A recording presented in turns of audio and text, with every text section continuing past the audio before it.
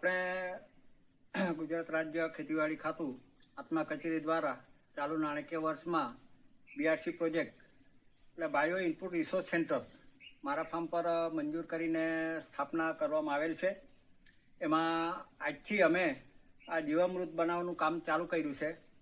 એમાં તમે જોઈ શકો છો છે જીવામૃત બનાવવા માટે સૌથી પહેલાં આપણે 10 કિલો દેશી ગાયનું છાણ, 10 કિલો દેશી ગાયનું ગૌમૂત્ર, 1 કિલો બેસન, 1 કિલો આપણે ચણા અથવા કોઈ બી કઠોળના લોટ અને ઝાડના નીચેની 1 મુઠ્ઠી, 1 ખોબો ભરીને માટી, આ 5 જે વસ્તુઓ છે એના મિશ્રણ કરીને આપણે જીવામૃત આપણે આજે બનાવવાનું છે.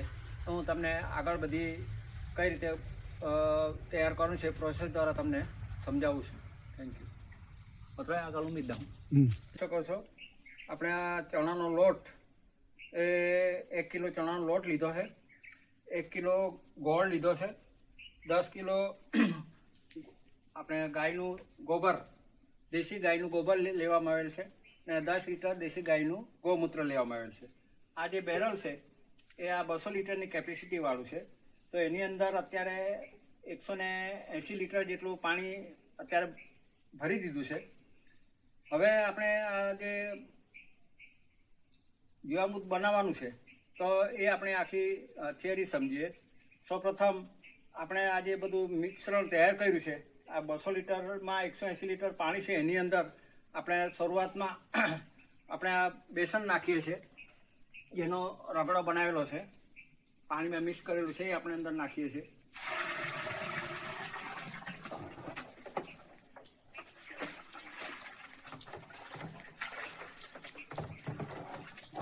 આ ચણાનો લોટ હતો. ત્યારબાદ આ ગૌમૂત્ર છે 10 લીટર આ નાખવામાં આવે છે.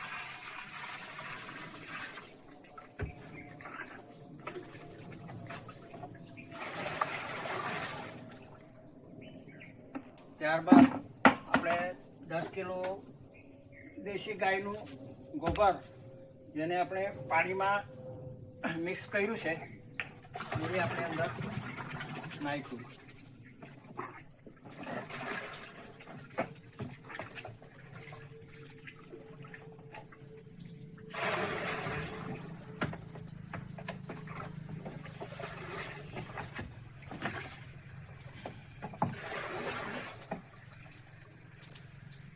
આ છે ગોળ ઉગાડેલો છે, એ ગોળ આપણે અંદર નાખીએ છીએ.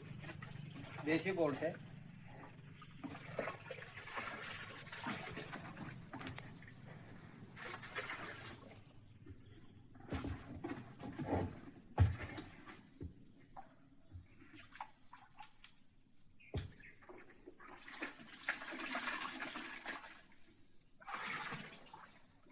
આ તમામ વસ્તુ આપણે અંદર નાખી દીધી છે.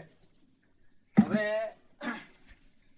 એને આપણે સ્ટાર્ટર, એ આપણે બીઆરસી પ્રોજેક્ટમાં મંજૂર થયેલું છે ને જે આ સ્ટાર્ટર છે એ 6000ની કિંમતનું બજારમાંથી ખરીદી કરેલ છે.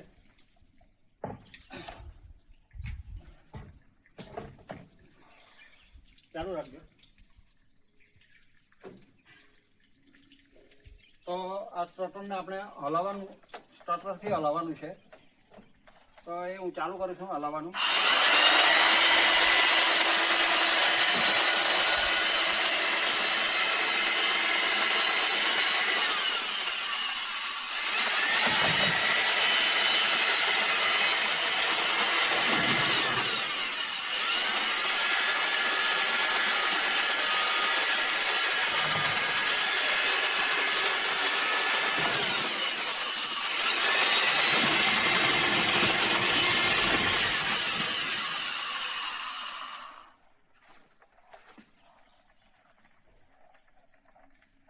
આ સંપૂર્ણ રીતે આખું મિક્સ થઈ ગયેલ છે. હવે આને આ રીતે આપણે દરરોજ સવાર સાંજ 2 ટાઈમ ઘડિયાળની દિશામાં આપણે હલાવવાનું રહેશે.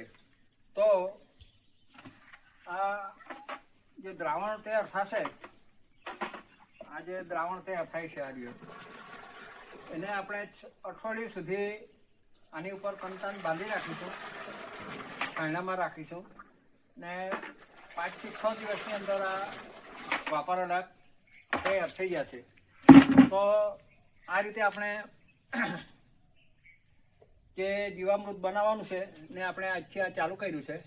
તો જે કોઈ ખેડૂત ભાઈઓને જે આપણા ક્લસ્ટરમાં જોડાયેલા છે, એ સિવાય જે બીજા કોઈ ક્લસ્ટરમાં નથી જોડાયા, તો એ ખેડૂત મિત્રોને પણ આપણે આ બીઆરસી સેન્ટર પરથી આપણે જીવામૃત આપવાનું ચાલુ કરીશું અને સૌને આ મળી રહે એવી આપણે સગવડ ઊભી કરીશું.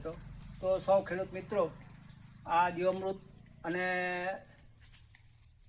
જે રવિ ઋતુ, હમણાં જે રવિ ઋતુ આવશે એમાં આપણે જીવામૃતનો ઉપયોગ કરીને પ્રાકૃતિક કૃષિ કરીએ એ સૌ ખેડૂત મિત્રોને મારી હાર્દિક અપીલ છે.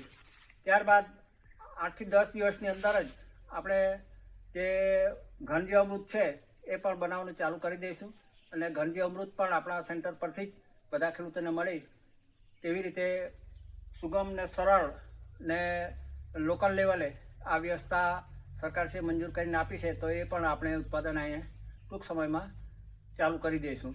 તો સૌ ખેડૂત મિત્રો આપણે જે પ્રાકૃતિક કૃષિમાં જે મુખ્ય ઘન જીવામૃત છે, આ જીવામૃત છે, એ આપણે મેઇન પાયાના જે ખાતરો કહેવાય, તો ખાતરો એ જરૂર પડે પ્રાકૃતિક કૃષિમાં.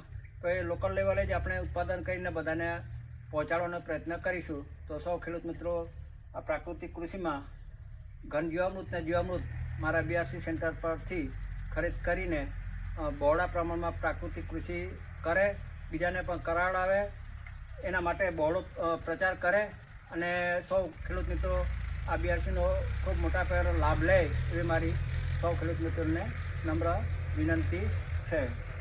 ધન્યવાદ.